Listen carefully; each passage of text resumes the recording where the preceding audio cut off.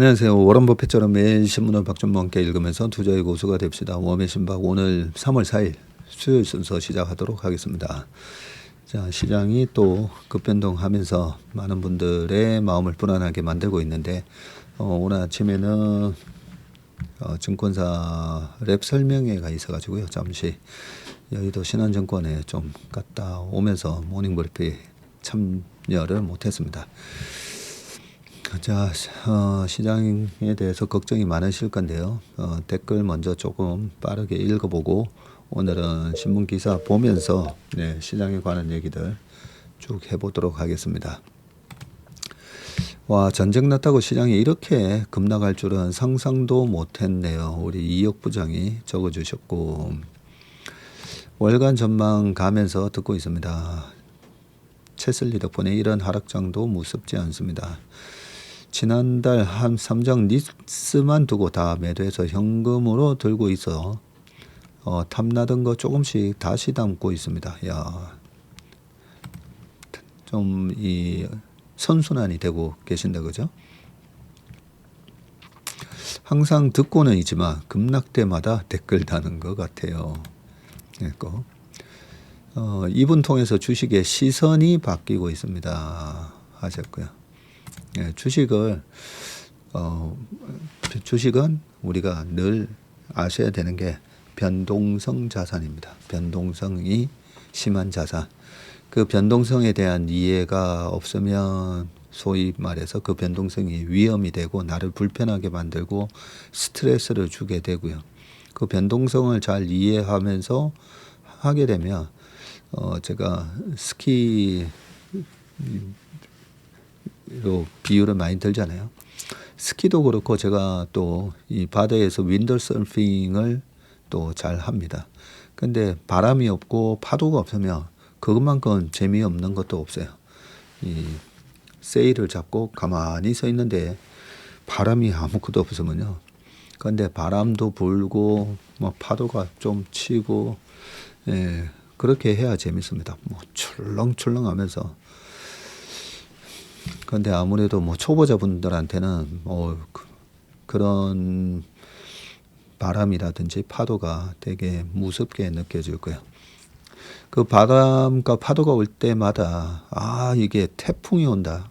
우리가 이제 태풍은 피해야 되죠. 그 태풍이 뭐냐면 소위 말해서 제일 우리가 조심해야 되는 태풍은 구조적 약세장인 거죠. 근데 반면에 이런 전쟁과 같은 이벤트 드리븐 약세장은 뭐 트럼프의 관세 폭탄 작년 4월 달에 그죠?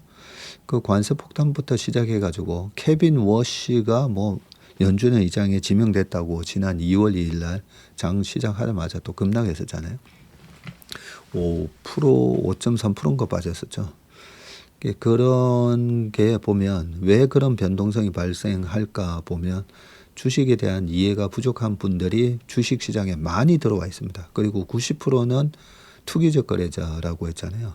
그 90%의 투기적 거래자들이 레버리지 포지션을 갖고 들어왔다가 떨어지면 지금처럼 오늘 같은 경우에도 10시 반 정도까지 반대 매매가 아마 쭉 나오는 모습이 나올 건데 그 신용이 지금 32조나 되잖아요. 미국 시장도 마찬가지인데 그 32조나 되는 그 신용을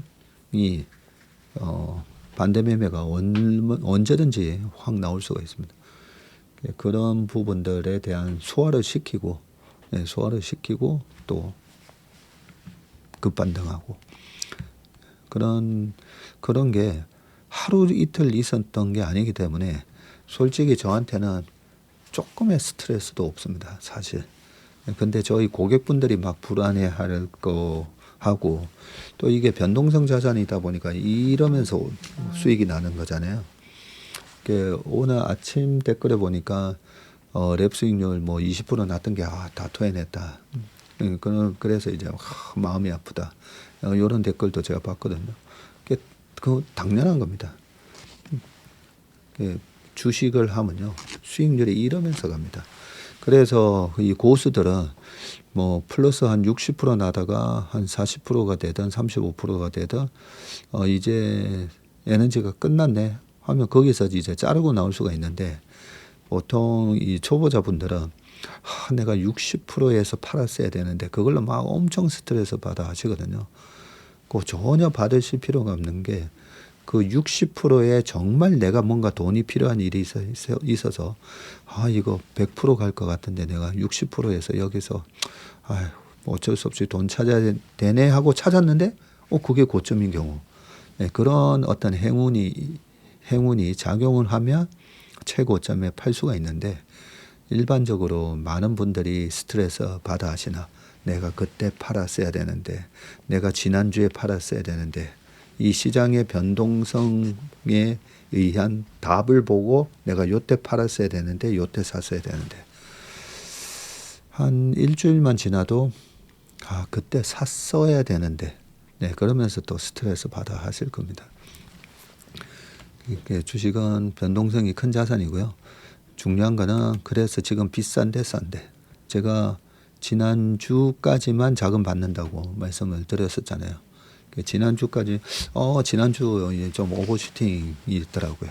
설명도 드렸었는데 그러니까 그 오버슈팅에 들어왔던 포모로 들어오셨던 분들 돈을 못 벌게 한다 했잖아요. 포모로 들어오셨던 분들은 지금 또 포모를 느끼실 거예요. 엄청난 그 두려움, fear를 느끼죠. 지금 포모. 그 fear를 느끼면서 여기서 내가 이제 계좌가 막 마이너스 15% 이렇게 나면 여기 이게 30%가 되고 늘 포모나 피어로 주식을 하실 분들은 과거에 마이너스 50% 70%의 이제 악몽이 그런 안 좋은 경험이 있으실 거기 때문에 또 그게 막 악몽이 떠오르면서 여기서 이게 마이너스 15, 20이 또 마이너스 30, 40, 50 되는 거 아닌가 막 그 두려움에 또 밑에서 또 파시게 되고 그래서 주식이 절대 불로소득이 아니다는 거죠. 그죠? 그런 시장에 대한 내가 투자하는 주식에 대한 밸류에이션, 시장에 대한 분석, 산업 분석, 그 다음에 나의 마음 관리. 그 양궁 선수들이나 운동 선수들이 얼마나 그 마음 수양을 많이 하는데요. 골프 선수도 그렇고, 그죠? 마음 수양을 하는 김연아 선수도 그랬고, 그것도 전체 내가 좋은 퍼포먼스를 내기 위한 훈련의 과정이거든요. 그런 모든 것들을 갖추어야 그 분야 이제 프로가 되는 것처럼 그렇습니다.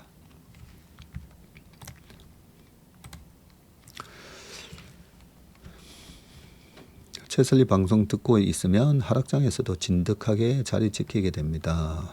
네. 여기서 만약에 조금 더 빠져주면 너무 좀 좋은 게 저희가 자금을 안 받는다고 했는데 이 정도 가격 와주면요 한 5,500 이 정도 언저리면 또 사서 먹을 게 너무 많아지고 있잖아요. 지금 종목들이. 자, 기다렸던 조정이 지금 온 것 같네요. 뭔가 오히려 속 시원한 느낌입니다. 조정 뒤에도 1등 하던 애가 1등 하겠죠 하셨고요. 3전 10%로 떨어지니 수익에서 반토막 나네요. 유유. 네, 그러면서 가는 겁니다. 그러면서 주식으로 최근에 한국 시장이 작년에 76% 오르고 1, 2월 2달 만에 48% 올랐잖아요. 2달 만에. 그죠? 지난주 금요일 3프로TV에서 마지막 부분에 이번 2026년에 언제든지 마이너스 15% 조정 올 수 있다 하면서 2006년도 케이스를 보여드렸잖아요. 딱 2달 만에 18.6%인가 빠집니다. 그러고 나서 쫙 올라가죠. 그 18.6%에 그 2달 동안 주식 장 안 보고 있으면 돼요. 솔직히.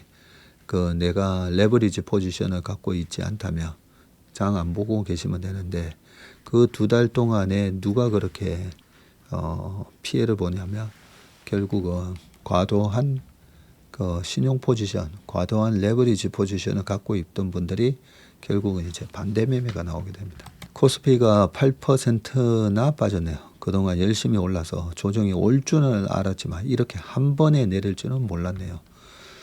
네, 갈수록 예, 강하고 빠르게 빠졌다가 강하고 빠르게 반등합니다. 요즘은. 학교 다닐 때 추억에 미소가 나네요. 화산 물리대 지나면 우중충한 전경대. 네, 특히나 전경대가 좀 우중충했습니다. 거기.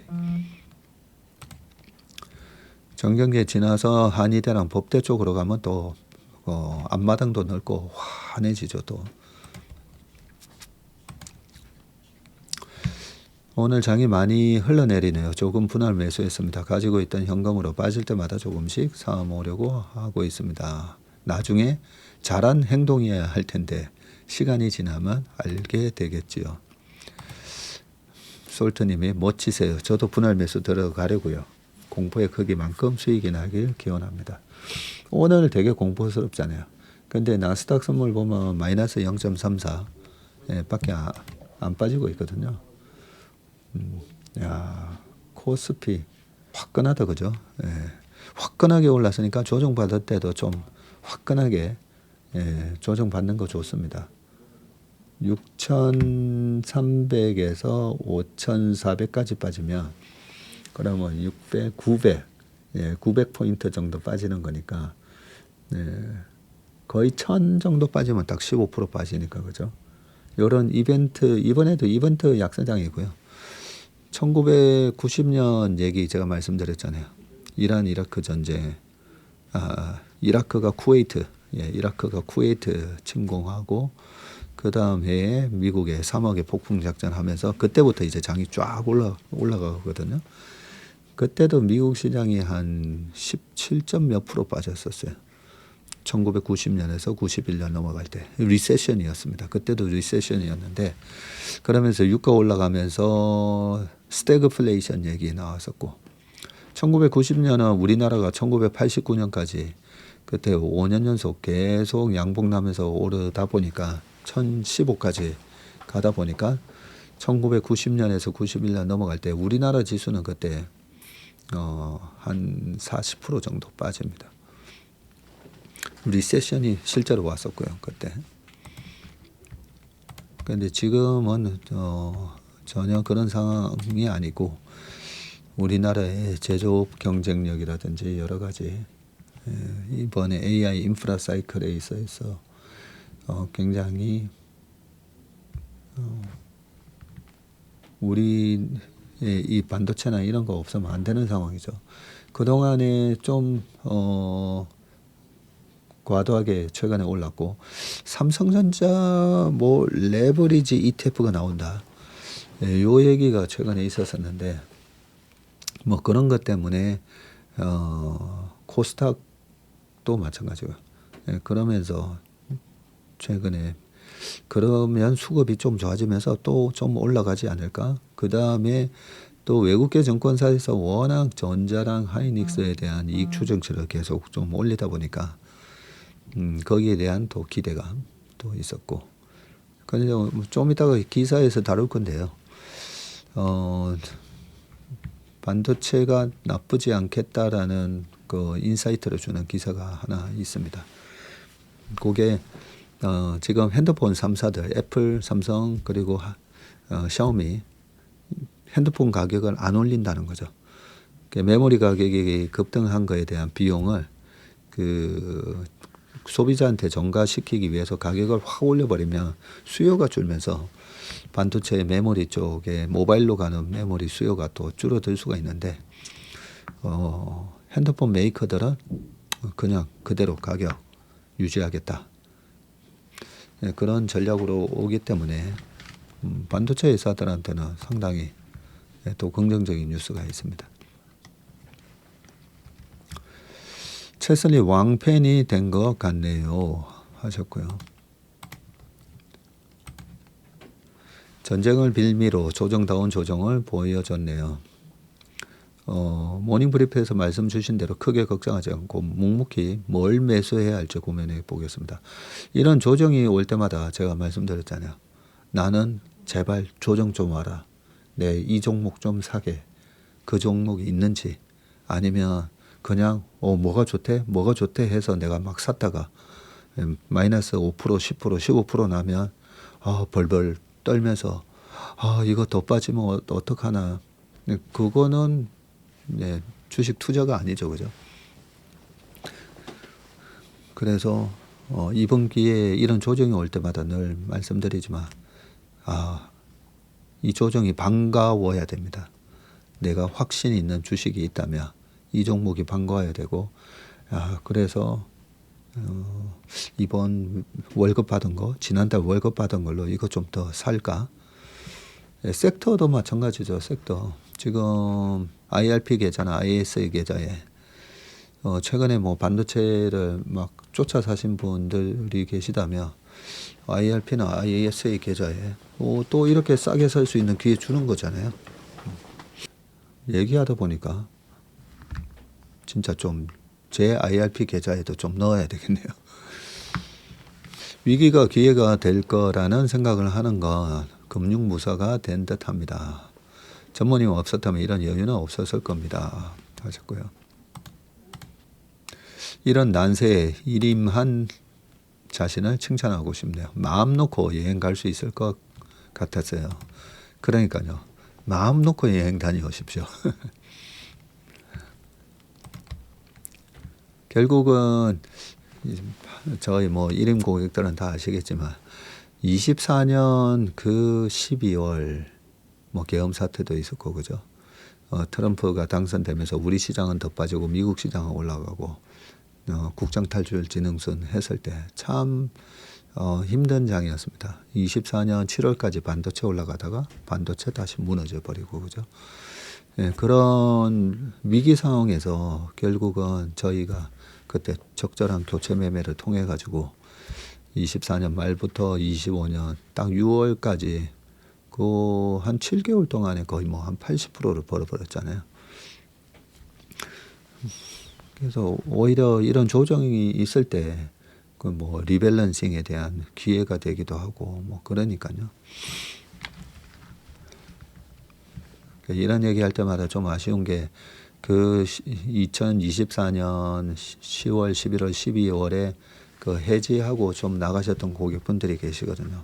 그분들한테 참 좀 죄송하죠. 시장 자체가 그런 스트레스에 참 견디기가 좀 힘드신 부분. 특히나 이 계엄 사태의 그날 주식을 다 팔아달라고 하신 분도 계셨고요. 오늘 하루 6.6% 마이너스입니다. 어제 시장보다 덜 빠졌네요. 잘하셨네요. 코스피 5개월선이 깨질 때 사야 되나 21선까지 오면 사야 되나. 근데 이런 이벤트 드리븐 약세장은 이게 getting worse가 되냐 아니면 this time is the worst time. 지금이 가장 최악의 상황이냐. 요걸 봐야 되거든요.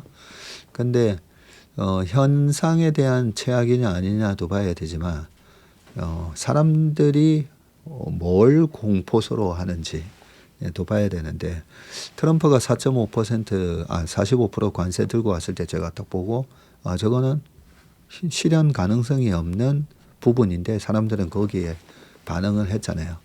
실현 가능성 없는 공포에 투매가 나왔기 때문에 그거는 빠르게 올라온다라고 확신을 가졌던 거죠. 지금도 똑같습니다. 이란하고 미국하고 뭐 전면전 나선다 뭐 이런 뉴스 때문에 지금 또 유가가 폭등하면 어떡하나 막 이런 걱정 때문에 빠지는 거잖아요. 미국하고 이란이 무슨 전면전이 되겠습니까? 네.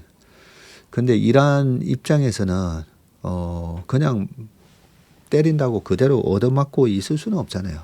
말이라도 해야 되잖아요. 말이라도. 네. 그쪽 아랍의 맹주. 또 페르시안들이잖아요. 페르시안. 그 자존심에 그래도 말이라는 해야 되니까 호르무즈 해협을 통과하는 모든 선박을 불태울 거야. 말이라도 해야죠. 근데 실제로 그렇게 하기 힘듭니다. 그런 게 제가 판단했을 때는 그게 실현 가능성 없는 거에 지금 공포를 느끼고 있는 거거든요. 그러면 요 지금 하락폭은 빠르게 회복된다는 거죠. 체슬리 덕분에 인생의 파고 속에서도 흔들리지 않고 한 해를 잘 보냈습니다. 깊은 감사의 마음을 담아 작은 정성을 보냈으니 맛있게 드셨으면 좋겠습니다. 오늘 저희 점심때 케이터링 점심 준비해 주셨죠? 너무 고맙습니다. 어떻게 또 그런 생각까지 하셨을까 하면서 제가 되게 감사한 마음이었는데 정말 감사합니다. 시장 보니까 우리나라에 전쟁이 난 것 같네요. 그렇죠? 우리나라. 최근에 이제 코스피에 최근에 들어오신 분들은 다 약간 포모로 이 시장의 분위기에 많이 휩쓸리는 분들이 들어오셨잖아요. 최근에. 그러다 보니까 또 막 이렇게 빠질 때 또 막 휩쓸려서 막 또 걱정하시고 막 여기서 줄여야 되는 거 아니냐. 여기서 팔게 돼 있습니다. 시장 분위기에 좀 많이 이렇게 휩쓸리시는 분들. 일이 없으면 삶도 없다. 네. 1030. 개인이 아무리 유능해도 시대적 운명이 영향받고 살고 있음에 감사할 수밖에 없다는 체슬리 방송 편안하고 고맙습니다 하셨고요. 개인연금에 대한 강의 한번 올려주시면 감사하겠습니다. 근데 이거 저도 개인연금이나 이런 공부를 좀 해야 되는데 네. 그렇죠. 우리가 지금 이 개인연금하고 퇴직연금 계좌가 벌써 퇴직연금 계좌만 500조가 넘었거든요. 국민연금 계좌야 국민연금 기금 운용부에서 알아서 해주니까 따박따박 그 납입만 하면 되는데 아무래도 이 개인연금하고 IS 계좌는 내가 직접 해야 되다 보니까 좀 어려우실 수가 있는데 그냥 결론부터 말씀드리면 너무 우리가 너무 많은 ETF라든지 많은 그런 상품들이 나와 있잖아요. 그런데 워런 버핏이 딱 한마디 하셨잖아요. 2012년도인가 남기신 유언장에 그냥 S&P 500 지수 ETF 90% 사라. 나머지 10%는 국채로. 우리가 뭐든지 보면 simple is the best잖아요.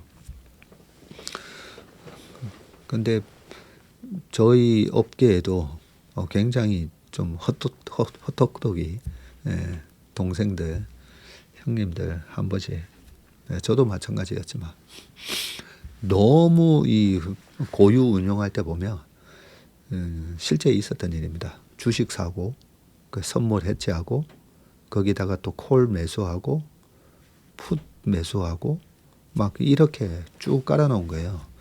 그래서 그 본부장이 한 달 내내 주가가 오르든 내리든 뭐 수익률이 변동은 없고 근데 프랍에서는 돈을 벌어야 되거든요. 증권사가 자금 조달 비용 한 4% 빼고 그리고 그 자리 컴퓨터비 그런 것도 사업비 좀 빼고 그러면서 번 돈에 뭐 많이 주면 한 50%까지 주고요. 보통은 한 5에서 15%. 프랍 데스크에서 일하는 선수들한테 그렇게 PS를 주는데 잘한다라고 잘할 것 같아서 뽑아놨더니 막 어지럽게 뭘 들고 있는데 한 달, 두 달 지켜보더니 석 달째 걔 뭐하는 포트인지 모르겠다고. 네. 그 후배도 보면 뭐 파생도 잘 알고 옵션도 잘 알고 막 그런데 결국은 너 왜 이거 하고 있냐면 이거 해지하려고요. 그럼 이거는 왜 들고 있냐? 이거 해지하려고요. 그래서 주식 해지하려고 선물 매도를 해지하기 위해서 또 풋 매수나 콜 매수나 풋 매도 막 이도 저도 아닌 게 됐던 거죠. 그래서 약간 개인연금 계좌나 IS 계좌도 좀 심플리파이 좀 단순화시킬 필요가 있고요. 그 단순화는 장기적으로는 그냥 가장 안정적인 인덱스를 따라가는 전략. 왜냐하면 시장을 이기기 힘들다 했잖아요. 그래서 저희가 사실 제가 만들어 놓은 로보 어드바이저가 전부 다 인덱스로 움직이도록 되어 있어요. 개별 종목 리스크 다 없애버리고. 그래서 굉장히 성과가 좋게 나타나고 있는데, 그래서 개인연금이나 이런 데 있어서도 보시면 기본적으로 인덱스를 쫓아가는 인덱스를 앞서는 그런 펀드를 잘 발굴하셔가지고 기본적으로 깔고 가고요. 그리고 뭐 7대3, 5대5. 그 다음에는 이제 자산 배분인데, 최근처럼 이렇게 고점 대비 한 15% 이렇게 쭉 빠지잖아요. 그러면 주식 비중 또 늘려야 되죠. 그리고 너무 과열이다 싶을 때 비중도 줄이고. 네, 그게 가장 바람직합니다. 그래서 제가 너무 뭐 커브드 콜이 뭔지 설명을 한 번씩 드리잖아요. 설명을 한 번씩 드리는데 작년 말부터 올해 지금 50% 오르는 장에 이 커브드 콜이 상단이 맞게 있다 했잖아요. 되게 뭔가 섹시한 그런 금융 상품을 하는 것처럼 보이지만 그동안에는 맞지 않았던 거죠. 지금 여기서 또 6천 원저리에서 왔다 갔다. 여기서 전고점 못 뚫고 이번 2026년은 한 7월, 8월, 9월까지는 박스로 움직일 수도 있거든요. 정강, 중량, 후강. 저는 거의 약간 요렇게 보고 있으니까. 그러면 커버드 콜 하셔도 돼요. 지금부터는 커버드 콜. 그리고 좀 애매하면 고배당 ETF, 미국도 마찬가지입니다. 미국도 슈드, 지금은 이제 슈드 같은 거 좀 하셔도 되고, 미국도 나스닥 커버드 콜 이런 거 이제 하셔도 됩니다. 있던 길을 따라가는 건 쉽죠. 허나 바른 길을 만들기 위해 얼마나 많은 노력이 필요할까요? 특히나 주식의 길 참 어렵습니다. 그러니까요. 지난주에 매도한 현금 랩 상품 가입할까, 일임 계좌 추납할까 고민하던 차에 이런 전쟁으로 조정이 있겠다 싶어 일임 계좌에 추납했습니다. 랩도 하시고 일임도 하고 계시군요. 잘하셨습니다. 저희 이제 오래되신 고객분들은 다 어제도 그렇고 오늘도 그렇고 이럴 때 이제 증에 가시거든요. 반대로 하고 계시죠. 시장에 있어서 막 분위기에 휩쓸려서 위에서 사고 밑에서 파시는 분들하고 정확하게 이제 반대로 하고 계십니다. 드래큰 밀러 최근 인터뷰에서 투자를 잘하는 데는 타고난 재능도 필요하지만 그보다 더 중요한 건 좋은 멘토라고 했어요. 그런 말을 또 하셨군요. 이제 주식의 진수를 배우는 것 같습니다. 케빈 워시 차기 연준 의장 지명 때도 전부 매도하고 기다렸다가 당일날 들어가 얻어터지고, 이번에도 전체 매도해놓고 있다가 오늘 옳다구나 하고 들어가 된통당하니 진정한 주식을 이제부터 시작하나 봅니다. 네. 시니컬트 랜드님 전 무서워요 이러셨고요. 세익스피어 매도 신호 나오면 꼭 알려주시면 좋겠습니다 하셨습니다. 이번 이 하락으로 만약에 매도 신호가 이번에 떴다 해도 제 그 매도 신호가 나오고 한 2달 뒤에 고점 나온다고 했잖아요. 그러니까 크게 걱정 안 하셔도 되고, 그리고 최근과 같은 우리나라 시장 이익 모멘텀으로 올라왔잖아요. 그러면 2021년에도 보면 그때도 장이 3천을 돌파하고 2, 3월 달에 빠지다가 그리고 6월 달에 3,300 찍고 그러고 이제 또 빠졌다가 그때 2,800 원저리 빠졌다가 결국 3,000 원저리까지 다시 위에서 한참 쌍봉이나 삼중 천정형 이런 거 만들고 나중에 빠집니다. 절대 여기서 뭐 바로 3천까지 무너지는 그렇게 빠지지는 않습니다. 기업이 잘 되는지 보려면 리크루팅을 잘 보라는 말씀 듣고 있는데 전광판에 토스증권 대규모 경력직 채용 광고가 보이네요. 대규모 채용이라는 말 들어본 지가 가물가물한데 토스증권 진짜 잘 되나 봅니다 하셨고요. 그 토스증권이 워낙 규모가 작습니다. 그래서 최근에 이제 장이 워낙 좋다 보니까 경력직 다른 데서 이제 스카웃을 많이 해서 좀 사이즈를 아마 키우려고 하나 봅니다. 폭락장의 초보 주린이는 속이 타는데 너무 태연하게 일상 얘기를 많이 하시네요. 네. 예, 속이 타시는데 막 주식 그 어디 다른데 뭐 증권 방송 보면 막 이런저런 얘기 하잖아요. 사실 그게 의미가 없습니다. 이 조정 그 레버리지 포지션을 가지고 계신 분들 반대 매매가 오늘 제가 한 10시 반 말씀드린 그 언저리로 털리고 털리고 나면 다시 다 올라오거든요. 그래서 1월 조정 때는 그동안 막 장 쳐다보면서 막 내 주식 보면서 레버리지 포지션만 아니시면 그 막 종목 보면서 막 그 스트레스를 온몸으로 받으면서 그럴 필요가 없습니다. 그동안 못 읽었던 책 읽으시는 게 나아요.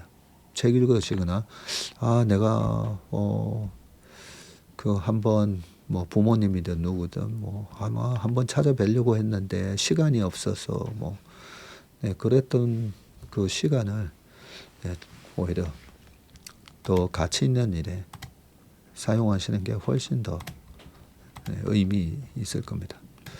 자, 그러면 댓글 소통은 여기까지 하고요. 이제 신문 기사 읽어보면서 또 얘기를 한번 해보겠습니다. 자, 첫 번째 기사 보겠습니다.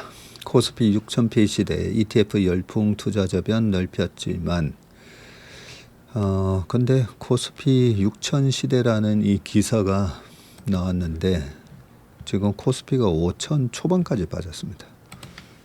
순식간이다, 그죠? 5059 오늘 마이너스 12.65까지 장중에 빠졌고요. 고점 대비 6,300에서 5,059를 갔으니까 정말 시장이 무섭다, 그죠? 정확하게 20% 고점 대비 거의 20% 빠졌습니다. 이번 달 지난달 종가가 6,244였기 때문에 이번 달에만 지금 마이너스 18.97이고 고점 대비하면 딱 20% 빠졌네요. 작년 4월 달에는 보니까 4월 한 달에 마이너스 7.92 한 8% 정도 빠졌었는데 그런 거에 비하면 이번 달 조정이 거의 뭐 미국의 옛날에 블랙만데이 한 절반 수준은 되겠네요. 보니까 블랙만데이가 10월 한 달 동안에 35% 빠졌었거든요. 자, 단 이틀 만에 거의 20%를 빼버렸습니다. 일단 계속 기사 좀 읽어보면서 말씀을 드리겠습니다. 코스피가 사상 첫 6000P 시대를 열었다. 지난 25일 코스피는 전거래일 대비해서 1.9% 상승한 6083에 거래를 마쳤고 종가 기준 코스피가 6000을 넘긴 것은 지수 산출 이후 처음이다. 한국 증시가 전입니다. 고지를 연달아 돌파한 배경으로는 이 ETF를 통한 개인 투자자 자금 유입이 지목이 되고 있는데 특히 뒤늦게 증시 랠리에 올라타려는 이 포모 소의 공포감인데 지금은 주가가 또 떨어지는 것에 대한 fear 공포감이 또 있습니다.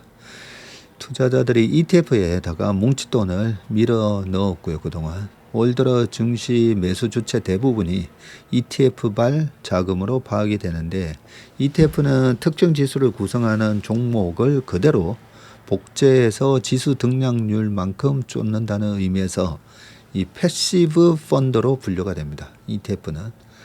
하지만 이런 패시브 쏠림 심화는 증시 유동성과 수급 측면에서 또 다른 비효율을 초래할 수 있다고 전문가들은 지적하는데 개별 기업 실적이나 업황과 무관하게 기계적으로 관련 종목을 담는 과정에서 눈덩이 굴리듯 수급이 따라붙어서 가격 발견 기능을 약화시킨다는 우려가 제기되고 있고요. 뒤늦게 시장에 뛰어든 개인 투자자들이 ETF발 증시 변동성 확대에 노출될 수 있다는 지적도 나옵니다. 여기 지금 ETF 순자산 총액이 374조, ETF만 이제 400조고요. 거의 순자산 1조 원 이상이 되는 ETF 숫자는 와, 77개나 되네요. 24일까지 외국인은 코스피에서 10조 4,500억 올 들어서 순매도를 했고요. 24일까지입니다. 근데 지금 2월 한 달에만 19조 매도했죠. 작년에 25년에 연간 코스피 외국인 순매도 금액은 4,655억인데요. 4조 6,550억인데 작년 매도한 거에 지금 거의 4배가 매도가 나왔습니다. 매도 물량은 전자와 하이닉스 등 반도체에 집중이 됐고요. 이 기간 기관 투자가가 9조 2,700억을 매수했는데 다만 매수 주체를 뜯어보면 사실상 개인 투자자 ETF 매수가 대부분이라는 게 시장의 대체적인 시각입니다. 지난번에 이 ETF의 메커니즘에 대해서 설명을 드렸잖아요. 개인이 ETF를 매수하면 증권사의 이 유동성 공급자가 있다고 했잖아요. LP가 해당 ETF 구성 종목을 시장에서 사들입니다.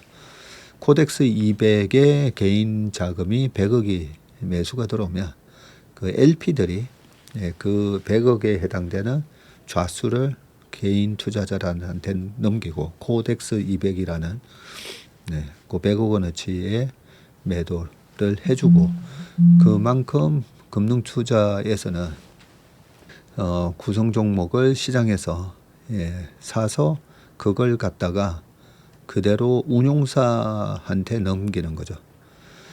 이 물량은 금융투자 수급으로 잡히게 되고 올 들어서 금융투자로 잡힌 순매수 규모는 15조 7,700억 원에 이릅니다. 이외에 주식형 펀드 수급을 뜻하는 투신 사모펀드는 물론 보험, 연기금 등 진짜 기관 투자자는 죄다 주식을 팔아치웠고요. 속을 뜯어보면 외국인과 진짜 기관 투자자가 팔아치운 주식을 개인 투자자가 ETF로 받아갔다는 의미입니다. 코스닥 시장도 마찬가지인데 같은 기간 ETF 수급을 뜻하는 금융투자 순매수 규모가 12조 3,300억이고요. 정부의 코스닥 부양 정책 기대감을 타고 코스피 랠리를 놓친 개인 투자자들이 코스닥 ETF로 몰려든 결과입니다. 올 들어 개인 투자자가 가장 많이 사들인 ETF도 코덱스 코스닥 150이네요.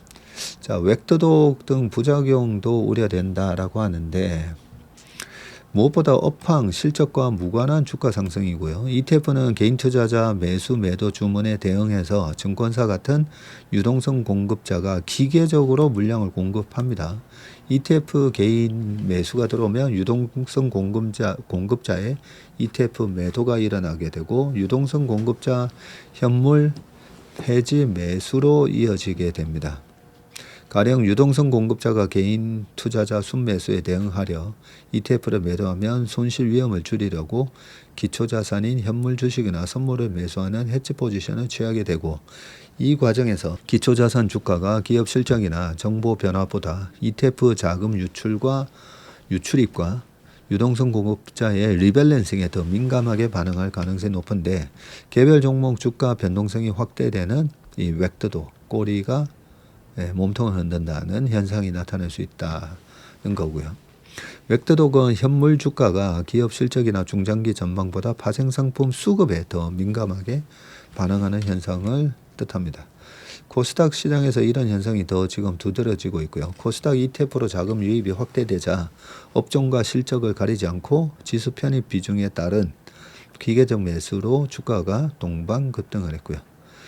시총 1위 에코프로는 연초 이후 2배 가까이 급등을 했습니다. 주가 상승 속도가 기업 실적 개선세를 크게 앞지르자 시장에서도 경고음이 커졌는데 특히 본업 영업이익 적자가 두드러진 에코프로 BM에 대해서는 사실상 매도 의견을 낸 곳이 많고 흥국증권과 DS투자증권은 매수에서 중립으로 낮췄네요. 신한투자증권은 매수에서 트레이딩 매수, 단기 매수로 조정을 했습니다. 둘째는 패시브 자금 팽창은 자본시장 핵심 기능인 이 가격 발견, 프라이스 디스커버리 기능을 구조적으로 약화시킬 수 있다는 우려를 낳는데 하버드대와 시카고대 연구진이 주장한 비탄력적 시장 가설, Inelastic Markets Hypothesis 에 따르면 주식시장은 수요에 비탄력적이다. 이는 주식시장에서 수요의 가격 민감도가 낮고 소액 자금 이동만으로도 가격이 크게 변동할 수 있다는 의미인데, 기존 이론은 자금이 유입되면 주식 가격이 오르고 가격이 오르면 매도 물량이 늘어나서 수급의 균형을 찾는다고, 최근 목격되는 현실은 기존 이론과는 다르다고 지적하는데, 많은 기관 투자자가 자산군별 목표 비중을 유지하려는 규칙에 묶여 있고 공매도나 차익거래 역시 엄격한 위험관리 탓에 충분히 작동하지 않고요. 즉 가격 상승에도 매도 압력이 커지지 않는다는 점에서 주식시장은 비탄력적이며, 이 때문에 주가가 올라도 매수 수요가 크게 줄지 않는다는 게 논문의 주장입니다. 특히 패시브 자금은 기업 가치 판단과 무관하게 기계적으로 유입이 돼서 정보 없는 수요를 만든다고 주장을 하는데, 그 결과 ETF 등 순자금 1달러 유입이 시장 시가총액을 3에서 8달러까지 끌어올릴 수 있다고 추정을 하고 있고요. 이런 식으로 개별 기업 뉴스가 가격에 반영되는 속도와 강도가 둔화하고 종목 간 주가 동조화가 심화할 수 있다고 연구진은 지적을 했군요. 문제는 이런 구조가 단기 변동성을 넘어서 자본 배분 왜곡으로 이어질 수 있다는 점인데, 과거에는 주식시장 가격이 할인율과 미래 현금 흐름의 함수였지만 비탄력적 시장에서는 ETF 같은 외부 자금 유입이 가격을 밀어 올리고, 지수 비중이 높은 대형주는 자금 유입 수혜를 누리지만 중소형주는 현금 창출 역량과 무관하게 상대적으로 자본 접근성이 낮아질 수 있다.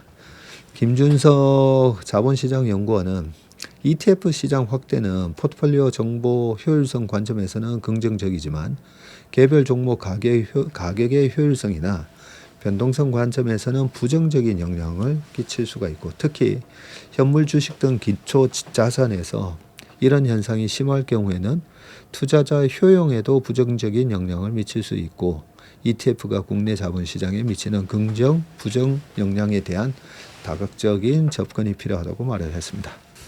예, 좀 길게 설명이 됐는데, ETF로 워낙 자금이 많이 들어오다 보니까 이 ETF에 의한 소위 말해서 수급, 제가 늘 말씀드리는 수급은 모든 재료에 우선한다라고 말씀드리잖아요.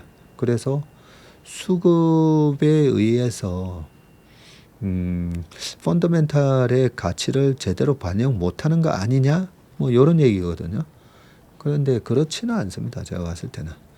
네, ETF 수급으로 주가가 펀더멘탈에 비해서 너무 과도하게 올라가잖아요. 그러면 반드시 공매도 세력들이 나타나서 매도를 때리게 돼 있고요. 그 종목의 가격이 왜곡되면 왜곡될수록 거기에 맞는 또 매도세가 나타나게 돼 있습니다. 근데 일단은 단기적으로는 무조건 영향을 주긴 줍니다. 2007년도에도 미래에셋 펀드 열풍 때 미래에셋이 그 하루에 3천억씩 들어오는 돈으로 펀드에 있는 포트폴리오를 그냥 사버리니까 분명히 단기에는 수급에 영향을 줬습니다. 그런데 그런 수급에 의한 힘으로 끌어올린 증시 있잖아요. 네, 반드시 토해내게 되어 있습니다. 그 왜곡된 가격이 보통 보면 1년, 2년, 한 2년 이상 절대 못 갑니다. 네, 그렇기 때문에 이 수급에 의해서 가격의 왜곡의 현상이 일어나는 것은 어쩔 수 없고, 그 왜곡이 돼서 너무 비싸면 팔고 너무 싸면 또 살 수 있는, 네, 그런 기회를 주는 변동성을 좀 강화시키는 역할을 한다. 네, 그렇게 보면 될 것 같습니다. 자, 두 번째, 메모리 값 급등 버텨볼게요. 스마트폰 3사 전략폰 가격 동결 초강수다라고 되어 있거든요. 자, 세계적인 메모리 반도체 가격 급등에도 주요 스마트폰 업체들이 전략 모델의 글로벌 가격을 잇따라 동결하고 있습니다. 한쪽이 동결하면 더더욱 못 올려요. 예, 저희 회사 앞에도 그 부추 된장집 제가 자주 가는지, 근데 다른 좀 잘 되는 가게 있잖아요. 예, 그 가게에서 7,000원에서 8,000원, 지금 이제 10,000원, 11,000원 하는데, 다른 데 안 올리는데 나만 올린다? 그러면 손님이 기가 막히게 알고 그 음식에 차별성이 없다면 1,000원이라도 싼 곳으로 가게 돼 있습니다. 그래서 눈치 보면서 못 올리다가 장사 제일 잘 되는 가게가 먼저 올려야죠. 가격 올리면 다른 데서 눈치 보다가 올리게 되는데, 지금 삼성은 자체 반도체를 가지고 있기 때문에 삼성이 올리지 않으면 다른 데도 마찬가지일 겁니다. 다른 데가 올렸다가 그러면 삼성 가격이 안 오른 삼성 핸드폰으로 수요가 쏠릴 수가 있고, 그러면 마켓 쉐어를 잃게 되고, 그러면 경영진이 경질될 수도 있고, 그죠? 자, 3일 애플은 보급형 아이폰인 17E를 공개하면서 가격을 이전 세대 모델인 16E와 같은 $599로 책정을 했고요. 특히 애플은 17E의 저장 공간을 기존 128GB에서 256GB로 2배 늘렸네요. 늘려서 사실상 가격을 인하한 거나 마찬가지고요. 16E에는 없던 무선 충전 기능 맥세이프를 추가하고, 지난해 하반기 출시된 아이폰 17과 같이 TSMC 3나노 공정에서 만들어진 최신 칩 A19을 탑재를 했습니다. 이는 한국과 중국 안드로이드 스마트폰이 차지하고 있는 중급 스마트폰 시장에 사실상 선전포고를 한 건데, 아이폰 E 시리즈도 인도와 동남아 지역을 겨냥한 제품으로 아이폰을 사용하고 싶지만 높은 가격 탓에 구매하지 못하는 고객들이 타겟입니다. 또 구형 아이폰 사용 고객들의 신형 아이폰 교체 수요를 가져오는 걸 목표로 만들어진 제품이고요. 애플이 17E 가격을 동결한 것은 글로벌 스마트폰 시장이 급변하는 가운데 점유율을 높이려는 의도로 풀이가 됩니다. 애플이 올해 하반기에 나올 아이폰 18의 가격도 동결할 것이라는 전망이 나오고 있습니다. 꼬밍치 TF 인터내셔널 애널리스트는 지난 1월 애플이 하반기 아이폰 18의 가격 인상을 최대한 피하려 할 것이라면서 적어도 기본 모델의 가격은 동결될 가능성이 크다고 했고요. 애플은 스마트폰 외에도 아이클라우드, 애플페이, 애플케어 등 서비스 부문에서 수익성을 높일 수 있기 때문입니다. 애플과 전자의 뒤를 이어서 글로벌 스마트폰 시장 3위를 차지하고 있는 샤오미는 프리미엄 제품의 글로벌 가격을 동결했고요. 샤오미는 지난 1일 스페인에서 열린 모바일 월드 콩그레스에서 샤오미 17 시리즈를 공개를 했는데, 이 중 처음 공개한 프리미엄 스마트폰인 샤오미 18 울트라 가격을 1,499유로로 발표했는데 전작 대비 가격을 동결한 겁니다. 지난해 중국에서 먼저 공개되고 이번에 글로벌 판매가 시작된 샤오미 17의 일반 모델 가격도 999유로로 동결했고요. 샤오미는 미국에서 스마트폰을 판매하지 않고 있습니다. 지난달 26일 신형 갤럭시 S26를 공개한 전자는 가장 고급형 모델인 갤럭시 S26 울트라 글로벌 판매 가격을 $1,299로 유지를 했고요. 일반 모델은 전작 대비 $100가량 인상했지만 가장 고급인 모델은 오히려 그냥 동결했네요. 샤오미 여기 17 울트라 가격이 1,499유로였는데 전자의 S26 울트라 가격이 1,299달러예요. 그러면 샤오미께 훨씬 비싸네요. 한 30만 원 이상 더 비싸네요. 업계에서는 전자가 이번에 제일 많은 신기능이 추가되고 성능도 전반적으로 업그레이드된 갤럭시 S26 울트라를 전략 모델로 삼고 가격을 동결한 것으로 보고 있고요. 상대적으로 마진이 높은 최상단 제품의 가격을 동결해서 판매량을 늘리고 시장 점유율을 늘린다는 계획입니다. 울트라는 통상 갤럭시 S 시리즈 전체 판매의 절반 이상을 차지하는 것으로 알려져 있습니다. 자, 다만 전자와 샤오미 모두 한국과 중국 시장에서는 가격을 인상했네요. 글로벌 판매 가격만 동결했군요. 갤럭시 S26의 경우 울트라 모델 가격이 10만 원 올랐고요. 샤오미도 국내에서 20만 원 가량 인상을 했습니다. 이는 원화 가치가 크게 하락한 데 따른 것이다 라고 하고요.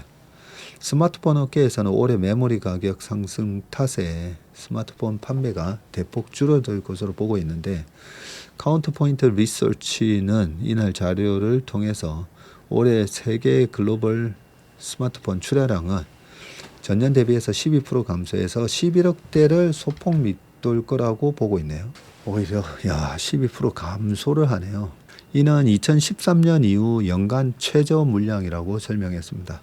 그리고 스마트폰에 탑재되는 D램이 모바일용 LPDDR 올해 2분기 가격이 전년 3분기 대비해서 3배로 뛸 것으로 전망을 했는데, 여기에 저장 공간에서 쓰이는 낸드 플래시 가격까지 최근 급등하고 있습니다. 미국과 이스라엘의 이란 공격도 스마트폰 가격 상승의 불안 요소로 등장을 했고요. 포인트는 이날 스마트폰 제조사들이 항공, 화물, 운송에 크게 의존하고 있어서 중동, 아프리카, 유럽, 미국 동부 지역의 스마트폰 시장이 이번 사태로 큰 영향을 받을 것이라고 전망을 했습니다. 이미 메모리 가격 급등으로 제품 가격이 오른 스마트폰에 추가적으로 물류비 상승에 따른 가격 인상 압박이 가해진다는 것입니다. 메모리 가격 인상에 따른 영향은 중저가 제품과 프리미엄 제품 사이에 차이가 클 것으로 전망이 되고요.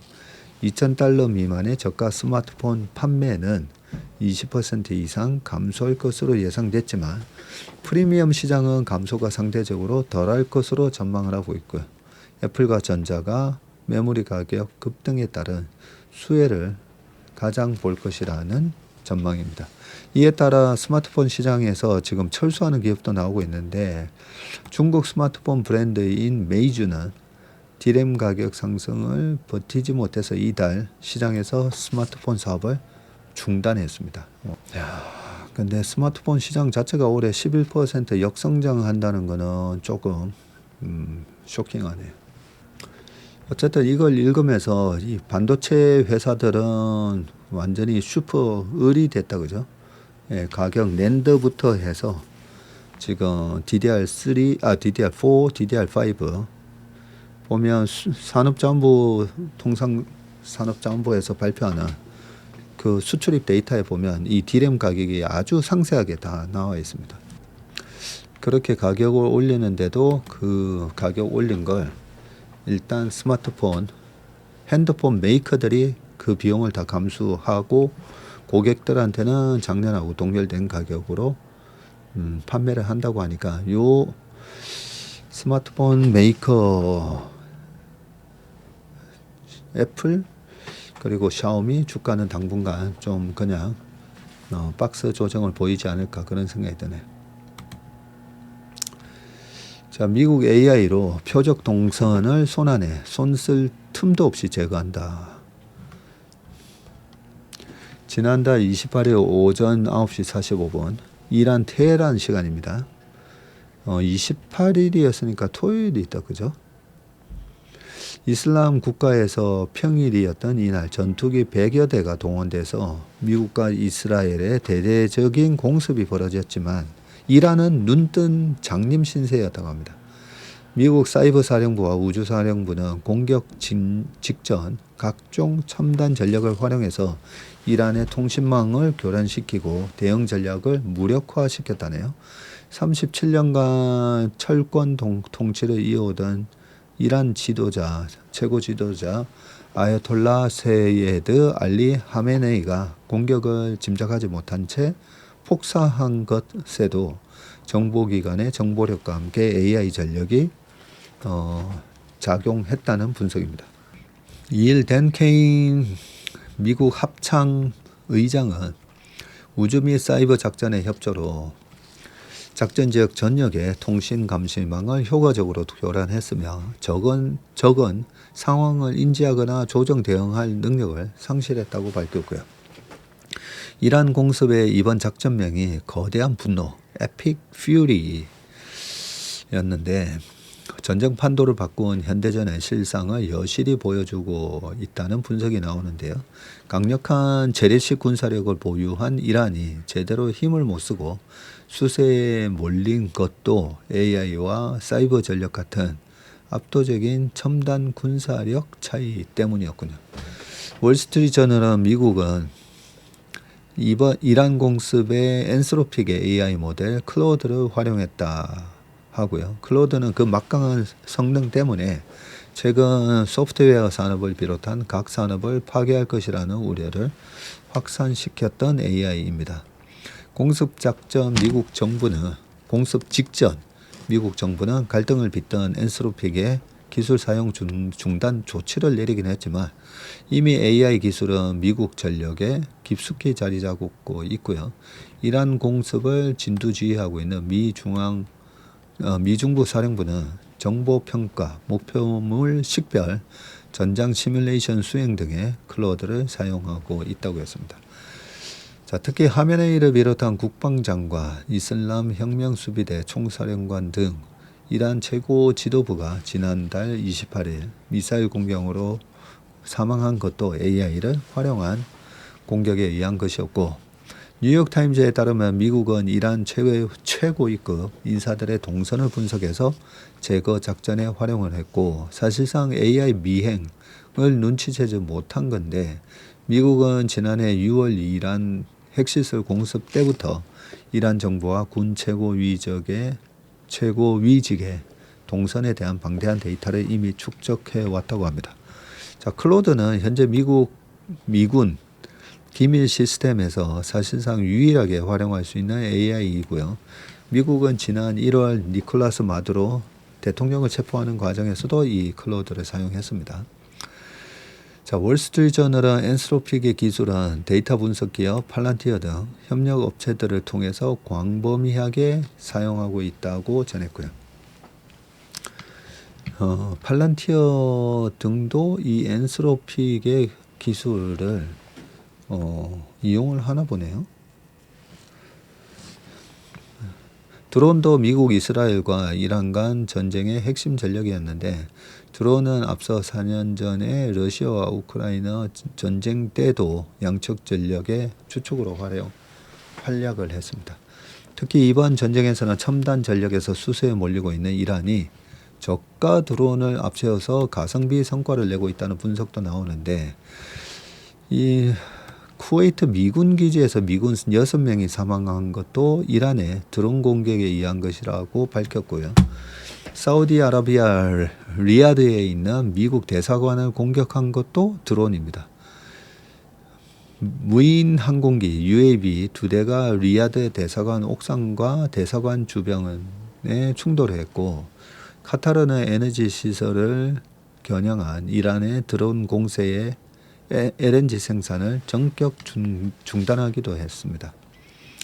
자, 무엇보다 이란 입장에서는 값싼 드론을 앞세워서 미국의 이 막대한 미사일 전력을 소진시킬 수 있어서 효과적인 전략이 되고 있고요.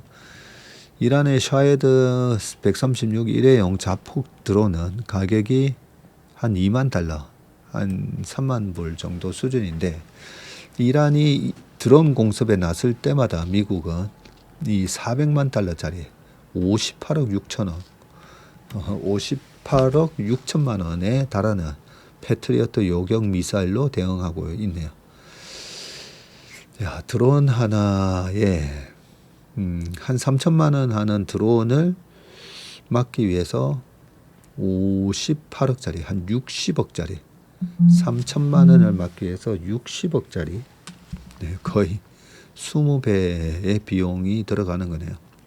싱크탱크 스팀슨 센터의 켈리 그리코 수석 연구원은 드론을 활용한 이란의 소모전 전략은 작전상 성공하고 있다면서 미국과 이스라엘에는 미사일이 고갈되기 전에 작전을 중단하라는 압박을 가할 것이라고 말을 했고, 이란의 무기고가 먼저 바닥날지, 눈덩이 비용과 반전 여론 때문에 미국이 먼저 후퇴할지에 전쟁 결과가 달렸다는 관측이 나오고 있습니다.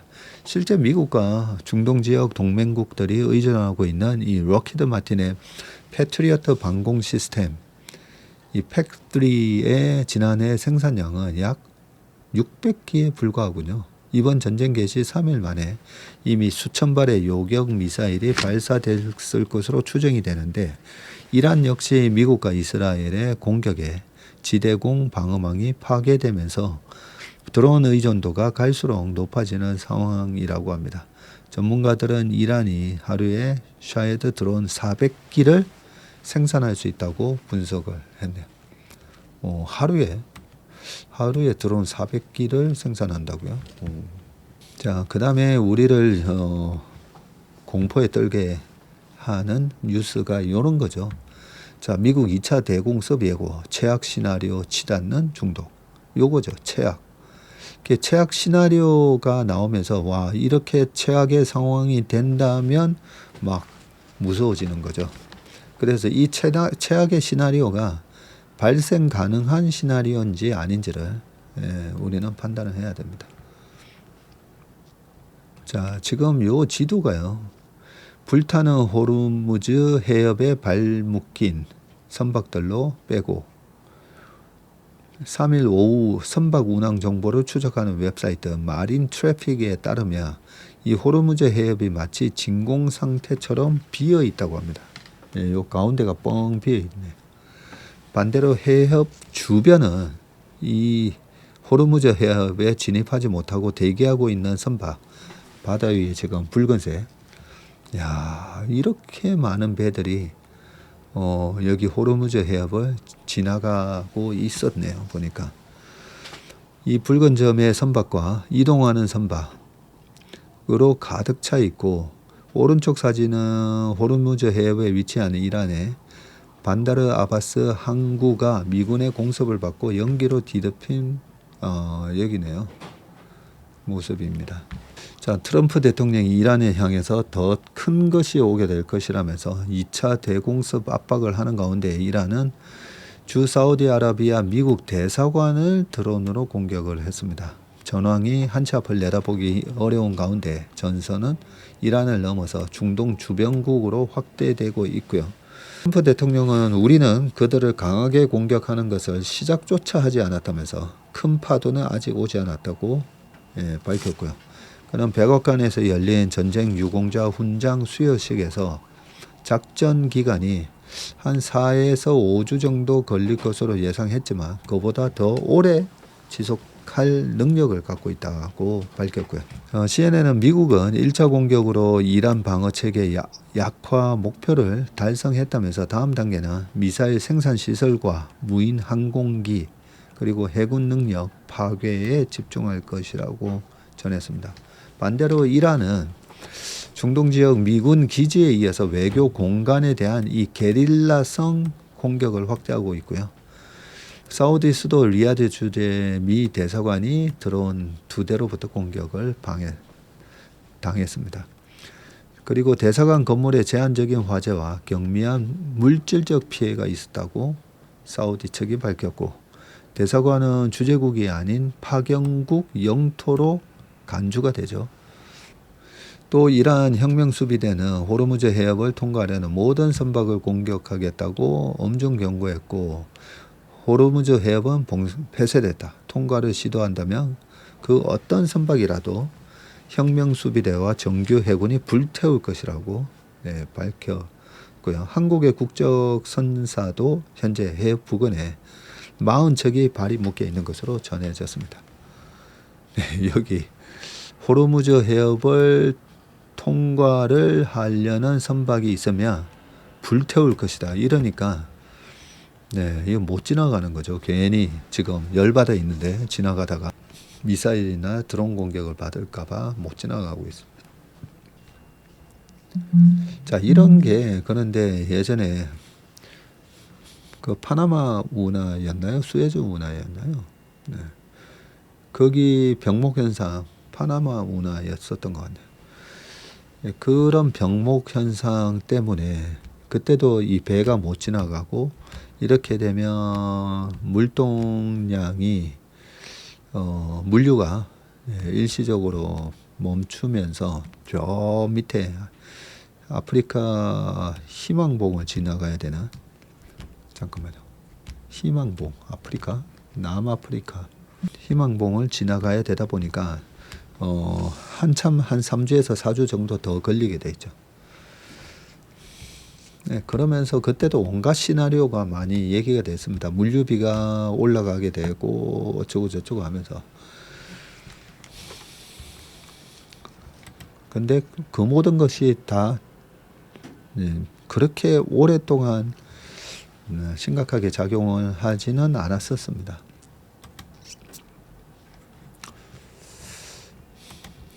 자, 그런 얘기를 하실 분도 계실 거예요. 박전무는 너무 현상을 낙관적으로 생각을 하는 경향이 있어. 네, 코로나 때도 저한테 그러셨거든요. 박전무, 이번에는 아니야. 이번엔 그렇게 간단한 문제가 아니야. 예, 간단한 문제는 아니었었죠. 하지만 전격적인 페드가 움직이고 중앙은행이 금리를 낮추고 하면서 자산 가격을 들어 올리고 경제가 오히려 호황으로 갔었잖아요. 당시에는 그런 어떤 이벤트가 무서운 이벤트가 발생하면 이 현상을 보면서 무섭습니다. 무서운데 결국은 예전에 그 대공황을 거치고 전쟁을 겪고 수많은 우여곡절을 겪으면서 인류가 위기에 대응하는 그 전략이나 대응 시스템이 더 많이 발전을 했잖아요. 그렇기 때문에 낙관적으로 해석한 사람이 늘 돈을 벌었다는 거죠. 이런 현상을 낙관적으로 해석하지 않으면 살 수가 없습니다. 그죠? 너 뭐 믿고 그렇게, 아니 그렇게 된다는 보장이 있어? 이럴 수가 있잖아요. 그래서 합리적인 전망이 아니라 낙관적인 전망, 낙관주의자가 돈을 버는 거는 합리적인 전망하고는 다른 겁니다. 아무도 앞일을 예측할 수 없을 때 그냥 잘 될 거야, 빨리 해결될 거야 라고 낙관적으로 생각한 사람이 이 무서운 장에 살 수 있다는 거죠. 네, 저도 오늘 퇴직연금 계좌 현금이 계속 남아 있었거든요. 네, 감사합니다 하면서 오늘 그냥 다 질러버렸습니다.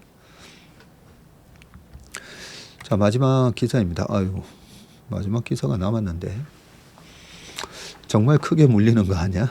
외국인 주식 매도 역대 최대. 어느 정도이길래? 자, 2월 달에 외국인이 19조 9천억 팔았습니다. 자, 이렇게 20조나 팔았다고? 이런 게 무서운 거잖아요. 월간 기준 최대 유출이고요. 자, 1일 기준으로도 역대 5위 안에 드는 순매도가 3차례나 발생을 했는데 지난 금요일 7조 1천억 순매도였고요. 요 금요일 매도는 전쟁이 이번 주 주말에 있을 거다라고 알았던 것 같아요. 그죠? 그리고 5일에도 5조 3천억 매도가 있었고요. 이건 2월 5일이에요.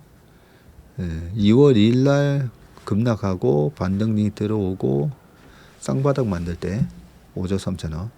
그리고 2월 6일 날 3조 3천억. 네, 그렇게 매도가 나왔었습니다. 업종별로는 전기전자에서만 21조 9천억. 네. 삼성전자가 14조 6천억, 하이닉스가 7조 6천억. 이 두 종목에서만 22조 2천억이 매도가 나왔습니다. 아니 그렇게 전자, 하이닉스 목표 주가 올리더니 요 두 종목만 22조 2천억 팔았어요. 자, 이게 우리가 IMF를 겪었었기 때문에 그런 트라우마가 있으실 건데 이게 구조적 약세장인가? 네, 무섭잖아요. 근데 구조적 약세장인지 아닌지는 외국인의 채권 시장을 보면 됩니다. 외국인이 2월 달에 채권을 8조 순 매수했어요. 넉 달째 순 투자를 이어가고 있고, 그래서 외국인 채권 보유 잔액은 무려 349조 4천억으로 거의 350조 되고요. 전월 대비해서도 7조 늘었습니다. 이게 구조적 약세장이나 시스템 위기가 있는 장이면 채권도 팔고 떠납니다. 지난 22년도나 24년도 장이 약할 때마다 제가 외국인 채권 동향 말씀드리면서 외국인이 우리나라를 완전히 떠나는 게 아니라고. 자, 국제금융센터는 외국인의 주식 순매도와 관련해서 올해 들어서 전자가 80.6%, 하이닉스가 63% 상승하면서 차익 실현 유인이 확대됐고요. 포트폴리오 목표 비중 유지를 위한 재조정 움직임이 나타날 가능성이 높다. 예, 포트폴리오에 그 하이닉스 같은 경우나 삼성전자나 외국인 그 패시브 펀드나 액티브 펀드에서도 그 패시브는 비중 그대로 유지해야 되고요. 액티브는 액티브 벳이라고 해서 시장은 3%인데 나는 10% 넣을래요 하면 액티브 벳이 7%가 되는 거죠. 그 액티브 벳에도 레인지가 있습니다. 너무 많이 올라서 7% 담아놨는데 14% 됐으면 10% 초과한 것만큼 4% 팔아야 되다 보니까 그런 매도가 있었을 가능성이 높고요. 자, 이어서 엔비디아 실적 발표 이후 AI 업황 둔화 우려가 다시 부각이 됐고 페드의 통화 완화 기대가 후퇴했다고 덧붙였습니다. 자, 그래서 정말 크게 물리는 거 아니야? 한데 제가 봤을 때는 아니다라고 생각합니다. 외국인 매수, 외국인 지분율을 보시면 되는데요. 외국인 지분율. 현재가 들어가 보면 외국인 보유 현황이 나오거든요. 삼성전자가 50.03%, 하이닉스가 53.87%. 조금 줄긴 줄었네요, 보니까. 여전히 외국인이 50%나 들고 있습니다. 웜앤 신박은 오늘 여기까지 하겠습니다. 레버리지, 신용 포지션, 그 다음에 ETF도 2배짜리 이런 것들이 많아지다 보니까 시장의 변동성이 좀 커진 거고요. 이렇게 단기간에 종목별 시장의 변동성이 이렇게 커지는 거에서 대해서는 우리도 좀 익숙해져야 될 것 같아요. 그러지 않으면 이 자금 관리가 잘못되면 한 방에 훅 갈 수가 있기 때문에 앞으로도 자금 관리 잘 하시면서 슬기롭게 대응하시길 바라겠습니다. 고맙습니다.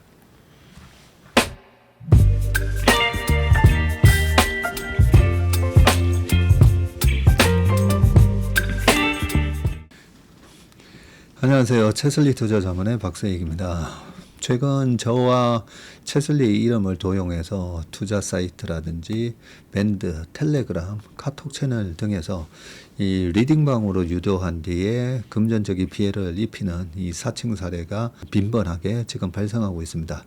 저를 비롯해서 저희 채슬리 투자자문의 임직원들은 SNS나 온라인 채널 등을 통해서 일체의 투자자문 활동을 하지 않고 있습니다.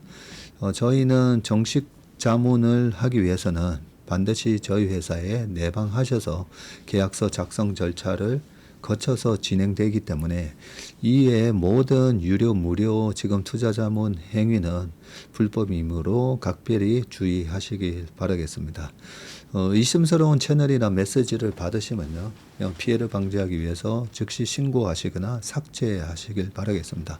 대부분의 사례가 이 사칭 사례에 피해를 보신 분들의 핸드폰을 제가 보면 이 방에 오셔서 무료로 투자를 도와드립니다. 이런 얘기를 하고 있고요. 거기에 보면 어떤 밴드로 특정 밴드로 유도한 다음에 돈을 송금하라고 되어 있습니다. 그 과정에서 저희하고의 일체 계약 관계가 없기 때문에 그렇게 돈을 송금하라고 하는 부분에 있어서 특히나 유의를 좀 해주시기 바라겠습니다. 저뿐만 아니라 많은 또 저희 업계의 유명인을 사칭한 그런 사칭방도 많이 지금 기승을 부리고 있는데요. 공통적인 특징이 앞으로 몇백 %가 날 급등주를 알려줄 테니까 이 방에 가입을 하라. 그러고 난 다음에 금전적인 부분을 갖다가 송금을 요청하는 그런 형태의 수법을 쓰고 있기 때문에 그렇게 무료로 주식을 알려드립니다. 이런 문자를 받으시면 바로바로 삭제를 하시길 바라겠습니다. 저희 채슬리와 채슬리 임직원들을 많이 사랑해 주시는 저희 채슬리의 고객분들 그리고 저희 채슬리의 이 구독자분들이 이런 사칭 피해가 일체 발생하지 않기를 바랍니다. 그러면 여러분들의 가정과 일터에서 항상 평화와 행복이 가득하시길 기원합니다.